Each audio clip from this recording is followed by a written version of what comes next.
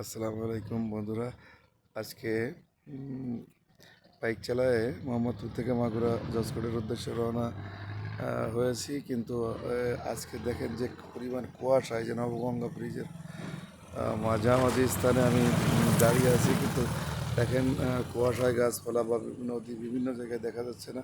তার মানে আমাদের শীতের আগমন বার্তা হয়ে গেছে। আমরা আসলে শীত আমাদের জন্য একটা আশীর্বাদ স্বরূপ ঋতু। আমরা শীতকে স্বাগত জানাই।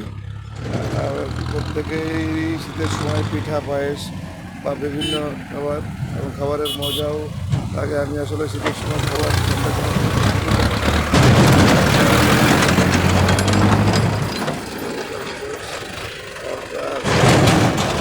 সাতটা বাজে,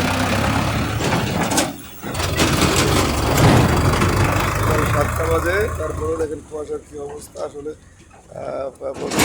এই নতুন শীতের সকালে আপনাদেরকে শীতের পিঠা এবং পায়েসের বিভিন্ন আত্মীয় নিমন্ত্রণ থাকবে। আমাদেরকেও আপনারা নিমন্ত্রণ করবেন। বন্ধুরা ভালো থাকবেন।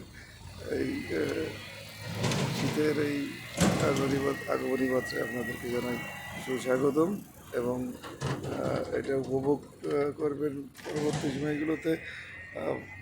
ভালো থাকবেন, সুস্থ থাকবেন। আল্লাহ হাফেজ। আসসালামু আলাইকুম।